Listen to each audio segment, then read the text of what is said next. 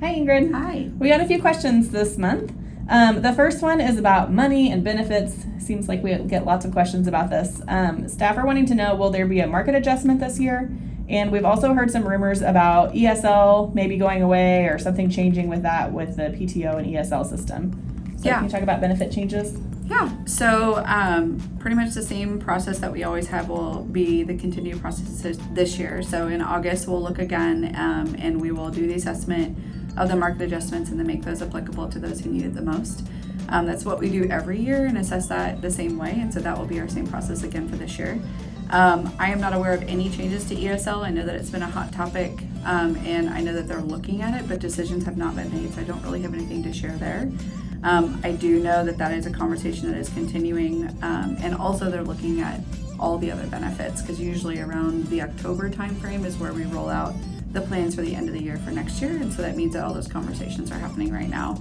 I do think over the next several weeks we'll hear a little bit more about benefits and what will be changing there, but we don't have any final conversations about ESL or PTO, and that is sort of still in the discussion phases. Okay. We got kind of a fun question this month. What is your favorite meal? Given a choice, I guess I would order sushi. Otherwise, if I'm at home, I will make fruit a meal. Nice. What's your favorite kind of fruit? Probably watermelon. Yeah. Okay, back to business here. At St. Luke's East, we've had a lot of leader changes over the last couple months. Can you tell us where we're at with our different leaders? Sure. So we have been able to offer to our 3 directors, and they've all accepted. And they're starting towards the end of July and beginning of August. So what we know at this point is that our acute care and ICU director will be Shauna Taylor. So that's a promotion from within of our existing ICU manager. So we will have a backfill of our ICU manager if anyone's interested in applying. Our new OB&S, so our obstetrics and neonatal services director, that's that new position that we got that's never been approved before, will be Katie Sherwalter. She's coming from St. Luke's North and she's starting August 10th.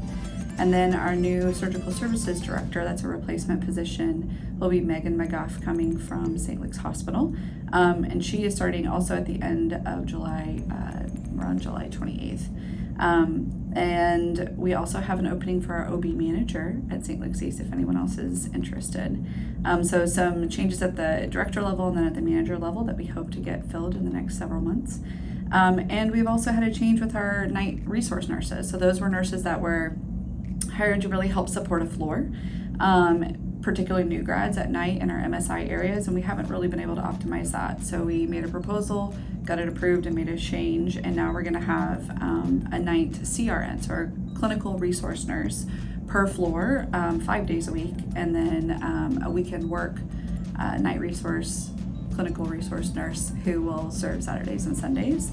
Right now we have 1 opening per floor, so the 3 that exist now will move into those positions, and then we have openings for 5th floor, 4th floor, and then CVRU and MSU. Those positions are open if folks want to apply for that. It's a little bit more of an enhanced role, so not just a resource at night, but really more of like a coordinator type role, helping to do some quality rounding, audits, things like that. In addition, and it's a great pipeline position for succession planning for any manager openings in the future. Nice. It'll be good to have some more leaders on night shift. Yeah. Okay, what else is happening around St. Luke's East? We have lots of new things. So what can you tell us that's coming down the pipeline? Yeah, well, I'll start just by saying our ASA expansion is looking really good. It should be wrapped up by October, so hopefully we'll have those fences finally down after years and years, which is exciting. At the system level, we do have an expansion of our system VEC redesign and a pilot coming here. So that's a pilot that was done at Plaza and North, and we'll be expanding to South and East. Remind us what VEC is. Virtual expert care. So talking about admissions, discharges, med history tech, all those different things that happen within that umbrella. So it's a shift in our VRNs, our virtual nurses, really completing more of the admissions and the discharges. We've seen pretty good success at North and Plaza, so we're going to start that pilot here in the next month or so. And then we have several leaders across the East entity that are going through Project Best. It's a way to refresh our skills on problem solving, and they are focusing on projects for Happy and Falls prevention, which is great because those are both areas of opportunity for us within the system and at East. And then there will also be probably projects rolling out at the entity level, specifically looking at some of our quality metrics that have maybe started trending a little bit in not the direction of good. So additional projects that we'll be working on to address those in addition to Project Best. So yeah. All right. Thanks, Ingrid. Yeah.